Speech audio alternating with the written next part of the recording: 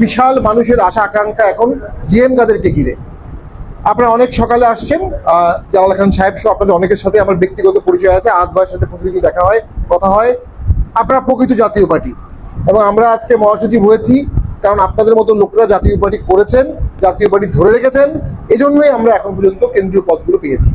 তৃণমূলে আপনাদের যে অবদান এটা অনস্বীকার্য, এবং আপনাদের দলের প্রতি যে ত্যাগ, ভালোবাসা, মমত্ব, এটা ঈর্ষণীয়। অন্য যে কোনো দলে, আমি অনেক দলের সাথে মিশেছি, সব দলে এত ত্যাগী মানুষ নাই। আজকে আমরা ক্ষমতার বাইরে প্রায় ৩৫ বছর বিএনপি ক্ষমতার বাইরে থাকলে বিএনপির কি অবস্থা হতো, ৩৫ বছর আওয়ামী লীগ ক্ষমতার বাইরে থাকলে আওয়ামী লীগের কি অবস্থা হতো। কিন্তু জাতীয় পার্টি এখনো টিকে আছে, আস্তে আস্তে আগাচ্ছে। এবং আমি মনে করি মাননীয় চেয়ারম্যান মহোদয় এমন একটি রাজনীতি আমাদেরকে দিয়েছেন, প্রতিদিন আমরা আগাচ্ছি। প্রতিদিন আমাদের এই পাশেই অফিস, আমাদেরকে এখানে আগুন দিতে আসে, ওই কেউ তো ভয় পাচ্ছেন না, আপনারা সবাই সাহসিকতার সাথে আসছেন। এটাই রাজনৈতিক কর্মীর মূল আদর্শ। এবং আমি মনে করি আমাদের মাননীয় চেয়ারম্যান মহোদয় অত্যন্ত ওয়াইজ। উনি 14 সালে বুঝেছিলেন 24 সালে কি হবে, এই জন্য 14 সালে উনি ভোটে যাননি। উনি তখন সিটিং মন্ত্রী ছিলেন, মন্ত্রী থাকা অবস্থায় উনি ভোট বর্জন করলেন। ওনার নির্দেশে আমি বর্জন করলাম, এরশাদ স্যার বর্জন করলেন, 270 জন আমরা ভোট বর্জন করলাম, দেশের স্বার্থে, গণতন্ত্রের স্বার্থে, অন্তর্ভুক্তিমূলক রাজনীতির স্বার্থে, দেশ বাঁচাতে। সাহসী পদক্ষেপ। ওনার ফাঁসি হতে পারত, এরশাদের ফাঁসি হতে পারত। জীবনের ঝুঁকি নিয়ে তারা দেশ বাঁচানোর চেষ্টা করেছেন। বিভিন্ন সময় আমাদেরকে বলে যে আপনাদের দল এমপি হওয়ার লোভে ভোটে চলে যায়। এমপি হওয়ার লোভে ভোটে গেলে, 14 সালে ভোটে গেলে আমরা 100 আসন পেতাম, কিন্তু আমাদের পার্টির চেয়ারম্যান এবং জিএম কাদের স্যার সুচিন্তিতভাবে সেই ভোটটাকে বর্জন করেছিল। আজকে দেশ চরম ক্রান্তি লগ্নের মধ্যে আছে, মানুষের মধ্যে হতাশা, রাজনৈতিক কোনো ঐক্য বর্তমান সরকার করতে পারে নাই, দলগুলোর মধ্যে কোনো ঐক্য নাই। আমাদের প্রধান উপদেষ্টা উনি বিদেশে যাচ্ছেন, উনি 3টা দলের 4 জন প্রতিনিধি নিয়ে যাচ্ছেন। আর উনি কি 3টা দলের প্রধান উপদেষ্টা? ওনাকে তো সবাই মিলেই বানিয়েছিল, ওনার তো সকল নিবন্ধিত দলকে প্রতিনিধি নিয়ে যাওয়া উচিত ছিল।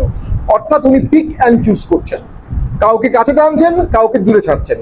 আমরা আমাদের দল সংগঠন শক্তিশালী করতে হবে। হবিগঞ্জে আমি যখন গিয়েছি একটি ব্যক্তিগত কাজে, আপনারা প্রত্যেকে আসছিলেন, দেখা করেছি। আপনার জালাল খান সাহেবের সাথে তার অফিসে গেছি আমরা জাতীয় পার্টির, ওনার অনেক মার্কেট টার্গেট বিশাল অবস্থা, এবং আপনারা দল ধরে রেখেছেন, এটা প্রশংসনীয়।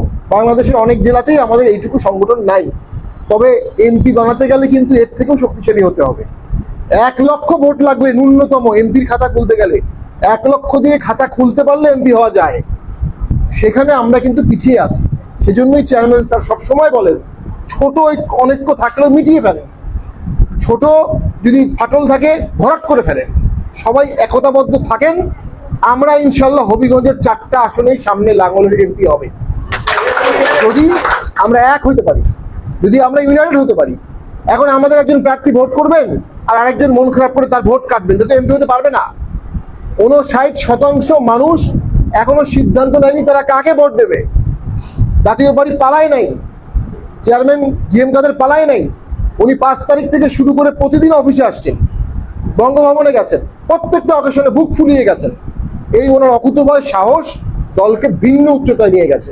এবং যতটুকু রাজনীতি বুঝি, আমরা যদি সঠিক রাজনীতি করতে পারি, ভুল না করি, সংগঠন করি, সামনের নির্বাচনে আমরা ইতিহাস ভেঙে ফেলার মতো ভোট করবো ইনশাল্লাহ।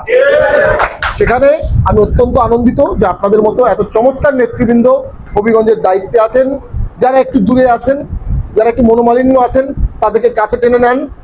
মাননীয় চেয়ারম্যান সবকিছুই জানেন, সবকিছুই বোঝেন, সব তথ্যই তার কাছে আছে, এবং তিনি সঠিক সিদ্ধান্তই সবসময় নেন। কখনো কখনো 2-একটা সিদ্ধান্ত নিয়ে যদি ওনার ভুল মনে হয়, উনি পরে আবার সেগুলো নিজেই দেখে কারেক্ট করে দেন। ওনার সিদ্ধান্তের প্রতি বিশ্বস্ত থাকেন, ওনার উপর আস্থা রাখেন। উনি অনেক বড় মাপের রাজনীতিবিদ, অনেক বড় মন্ত্রণালয় চালিয়েছে, পুরো পার্টি চালাচ্ছে, ওনার সমস্ত কিছু ওনার মাথার মধ্যে আছে, এবং উনি সারাদিন এই চিন্তাই উনি করেন। উনি ওনার নিজের সমস্ত আরামায়েশ বাদ দিয়ে এই পার্টির পিছনে আছেন। একটাই লক্ষ্য তার, জাতীয় পার্টির উন্নয়ন করা। একটাই লক্ষ্য তার, আপনাদেরকে ক্ষমতায় নিয়ে যাওয়া। আমরা অতীতে অনেক সুযোগ হারিয়েছি, অতীতে কিছু ভুলও আছে আমাদের, প্রত্যেক রাজনৈতিক দলের ভুল থাকে, কিন্তু সামনের দিন জাতীয় পার্টির দিন, সামনের দিন জিএম কাদেরের দিন। সকলে একতাবদ্ধ হয়ে সামনে আগান, ইনশাল্লাহ সুদিন আমাদের আসবেই আসবেই আসবেই। আমার বক্তব্য দীর্ঘায়িত করব না, সকাল থেকে অনেক কষ্ট করে আপনারা আসছেন। আমরা হবিগঞ্জ যেতে চাই, আমরা সিলেট বিভাগে যেতে চাই, পরিবেশ তৈরি হলেই আমাদের খুব ইচ্ছা আছে একটা বিশাল টিম নিয়ে আমরা বাবা শাহজালালের মাজারে যাব, তার দরগা জিয়ারত করব, সেখানে থাকবো, সব জেলার লোকজনের সাথে আমরা কথা বলবো, উপজেলার লোকজনের সাথে কথা বলবো, একটা অটুট বন্ধনে আমরা আবদ্ধ হবো ইনশাল্লাহ। সেই পরিবেশটা দ্রুত তৈরি হোক। আর পাশাপাশি ঢাকায় খুব দ্রুততম